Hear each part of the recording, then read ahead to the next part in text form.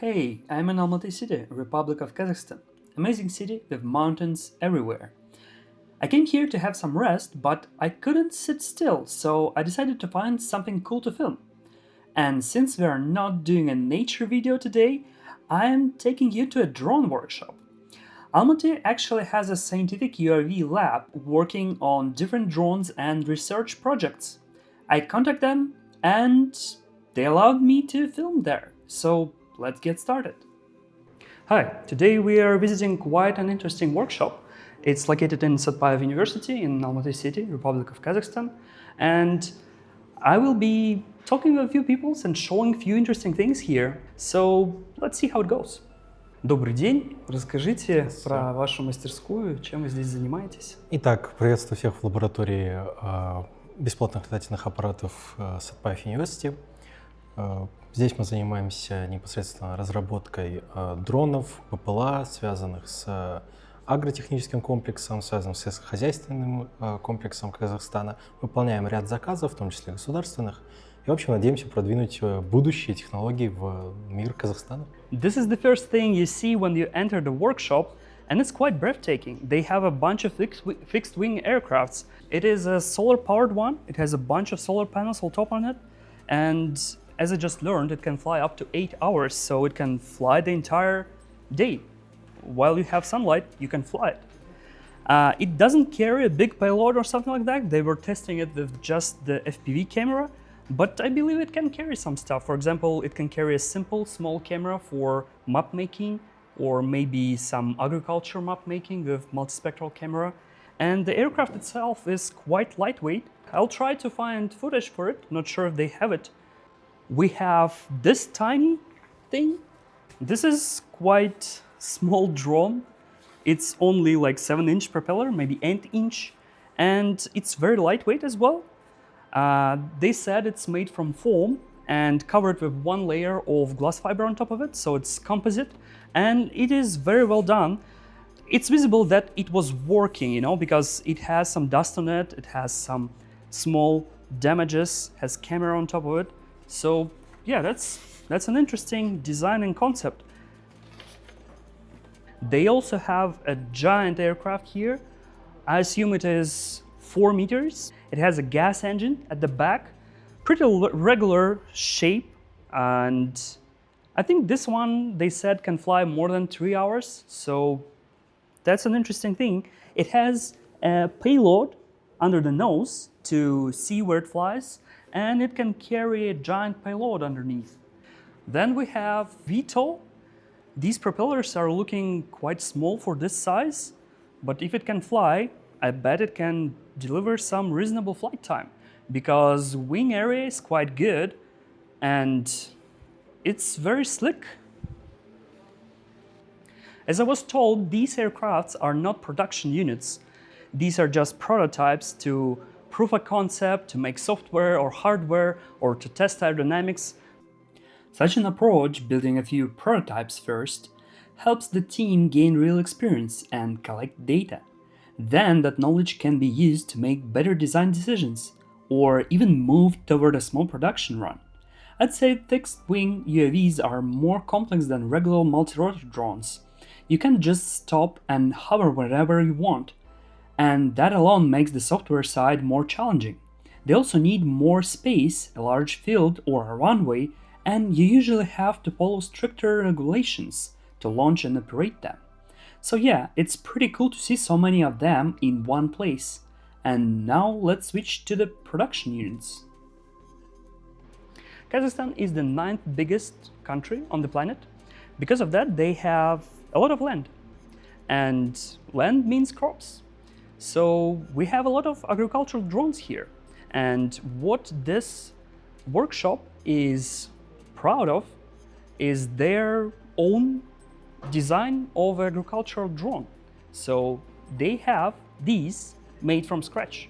They do everything. They do composites, they do molds, they do electronics, they do painting. They don't order them, they make them. They don't order them from China, even though it looks very similar to some Chinese models. They made prototypes first. Let me try to show it. So they made aluminum frame first, It is aluminum tubes covered with monocoque. Then it has electronics on board to make it precise, to have precise GPS. And also, they have multispectral camera underneath. This thing can film crops in few different specters. What does it mean? That means that they can see what human eye cannot. And then they can process this data to figure out humidity, to figure out dryness of the soil, to figure out what crops are growing there, if they're healthy or not. A lot of different processing is possible. And they made it on this aluminum frame, and then they created the proper body. They created molds and the shape, and now they can embed everything, combine everything together. Здесь мы занимаемся непосредственно разработкой тех самых дронов, которые вы видели в предыдущем кадре. Здесь мы формируем это заготовки для формовки пропеллеров специфического уклада. То есть вы изготавливаете прям пропеллеры? Да, под них. То есть у вас прям полный цикл, и корпус, и пропеллеры, и шасси, все здесь, да? Да. Здесь вот можно наблюдать матрицы лучей. Угу. Вот луч изготовлен из карбона, я так понимаю. Да. Вот его мастер-модель. Here we can see not only what they do, but also how they do. They have master models cut on CNC machines from different sorts of foam and wood. Then they make molds. These molds allow them to create actual parts from carbon fiber or from glass fiber. They use pressure of the air. They use vacuum as well for certain types of molds. And they make parts. So we can see master model here. This is the shape, the initial one. Then they made mold out of it, where they can actually create parts. And they also made arms the same way. What is interesting is that people don't usually make propellers nowadays because they are cheap and people usually buy them. But they make them. They made molds, they reverse engineered a few propellers and made their own.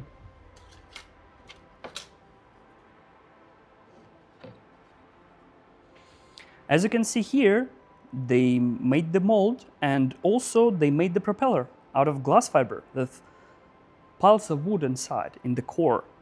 And that's pretty interesting because it's transparent and you can actually see the internal structure. Later they started to make them out of carbon fiber, which is arguably better for propellers. So yeah, this is interesting. Not many companies actually make propellers, only Chinese do. And here we can see the complete thing. It's a drone, molded here, made here, with propellers, with motors, with electronics installed. It's quite slick, and this one was actually working. They were using it for analysis of gases in the city. It's not a secret that Almaty city has high levels of CO2, and this sensor was measuring them.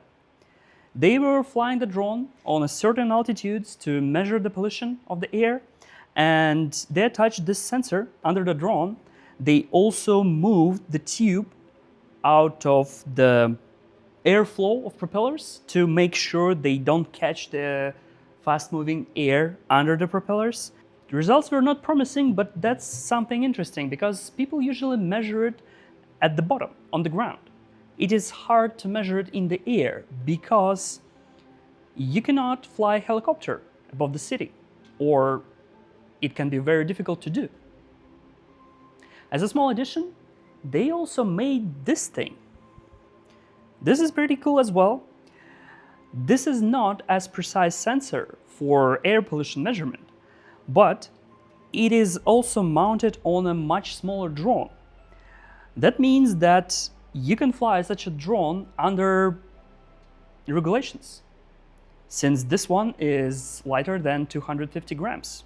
That means you can realistically measure the air quality in most cities on this planet. Here we have another quite interesting project. First of all, it's a drone, obviously. and it has a tank underneath. It is not big, but it's capable of spraying crops, and it has sprayers here that allow to distribute evenly the liquid from the tank. And on top of that, they developed the software. This software can detect crops, different species, different health conditions, different soil conditions, dryness, softness, maybe, not sure, depends on the spectre. And it analyzes them and reports where to fly and where to spray. That means that you can run the first drone to analyze the entire field. It marks crops that require some attention. Then this drone can fly there and locally spray them. Or you can get a bigger drone to operate by the same coordinates. Or you can transfer your detection footage somewhere else so people can analyze the data and send an aircraft to spray them, for example, or manual labor. This is quite cool. I don't think that this software is unique for Kazakhstan, but that's something very useful for crops, for agriculture. If software finds more damaged crops that require big spraying drone, so here it is. It is not a proprietary development, but it is used with their software. So they can analyze the crops, analyze the field, and then send this bad boy to spray it. And it's huge. It's like, I don't know, 50-inch diameter prop. Absolutely massive. In this room, we can see not only what they do, we can also see tools. Tools they use to make their prototypes, make their aircrafts, make their electronics, software, and everything. We have a bunch of soldering equipment here. We have drilling presses, we have lathe, we have another one, and another drilling press, and more machines, milling machine with no CNC, so there's full manual. You can do some metal work here, and one more here, the turntables, so you can do even more stuff here. What is interesting, I don't see many 3D printers here. Let's be real. 3D printed parts are not very lightweight, so old school manufacturers are still using aluminum, composites, glass fiber, carbon fiber, and they don't use many 3D printed parts. Here we can see some Creality models. I'm not sure what this is and what this is, but they're both Creality. I guess this one is more industrial because it has enclosed chamber and it just looks rigid. And this one is hobby grade, and I guess it's enough for what they do. And of course they have a CNC machine. I believe that no modern UAV workshop can operate without one. You just cannot make precise parts without it. Now that we have seen how people work here, let's check how they relax and have fun. This is footage of the lab team launching a Christmas tree to celebrate the new year.